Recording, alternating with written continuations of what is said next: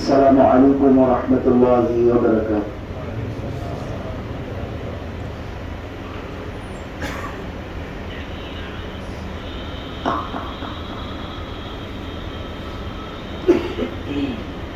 الله أكبر الله أكبر الله أكبر الله أكبر. أشهد أن لا إله إلا الله.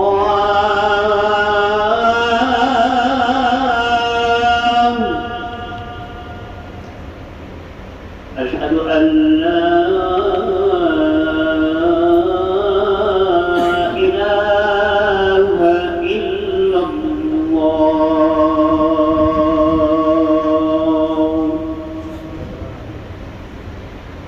أشهد أن محمدا رسول الله.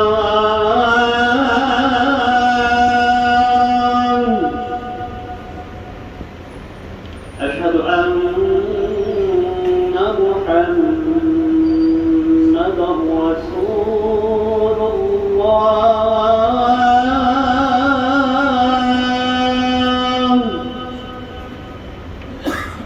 حي على الصلاة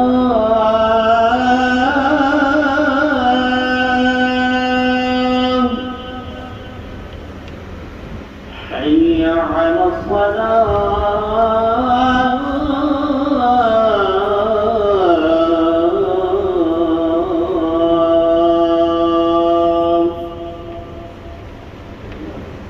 حي على الفلاح.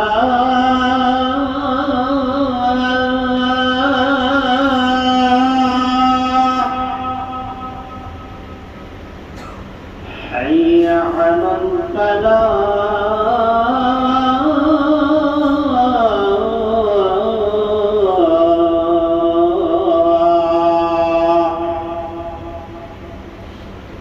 الله أكبر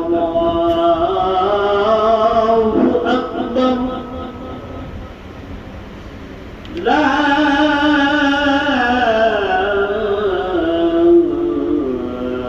إله إلا الله.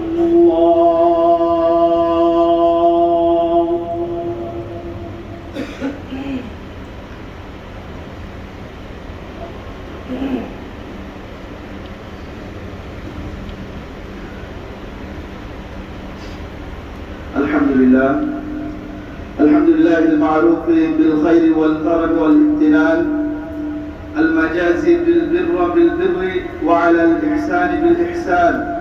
وأشهد أن لا إله إلا الله وحده لا شريك له الرحيم الرحمن. وأشهد أن محمدا عبده ورسوله سيد الرسل وخلاصة الإنسان. اللهم صل وسلم وبارك على محمد وعلى آله وأصحابه والتابعين لهم بإحسان. أما بعد، فأعوذ بالله من الشيطان الرجيم. بسم الله الرحمن الرحيم. أوصيكم ونفسي بتقوى الله كما قال سبحانه وتعالى: يا أيها الذين آمنوا اتقوا الله حق تقاته ولا تموتن إلا وأنتم مسلمون. وقال سبحانه وتعالى: يا أيها الناس اتقوا ربكم الذي خلقكم من نفس واحدة وخلق منها زوجها وبث منهما رجالا كثيرا ونساء واتقوا الله الذي تساءلون به والأرحام إن الله كان عليكم رقيبا. وقال سبحانه وتعالى: يا أيها الذين آمنوا اتقوا الله وقولوا قولا سديدا يصلح لكم أعمالكم ويغفر لكم ذنوبكم ومن يطع الله ورسوله فقد فاز فوزا عظيما. وقال سبحانه وتعالى: وقولوا لهم قولا معروفا. সমস্ত প্রশংসা আল্লাহ সুবহানাহু ওয়া তাআলার জন্য, যে আল্লাহ পাক রব্বুল আলামিন আমাদেরকে এই পবিত্র মাসে জুমার নামাজ আদায় করার জন্য মসজিদে আসার তৌফিক দান করেছেন। এই জন্য আল্লাহ সুবহানাহু ওয়া তাআলার দরবারে লাখো কোটি শুকরিয়া আদায় করি আলহামদুলিল্লাহ। সম্মানিত মুসল্লি একরাম, আজকের জুমায় আমরা আলোচনা করব গুরুত্বপূর্ণ একটি বিষয় নিয়ে। তা হলো কুল্লু মারুফিন সাদাকা, প্রত্যেক ভালো কাজ সদকা। এর অর্থ হলো মানুষ যত কল্যাণকর কাজ করে সবই নেকির কাজ হিসাবে পরিগণিত হবে, যদি তার নিয়ত শুদ্ধ থাকে।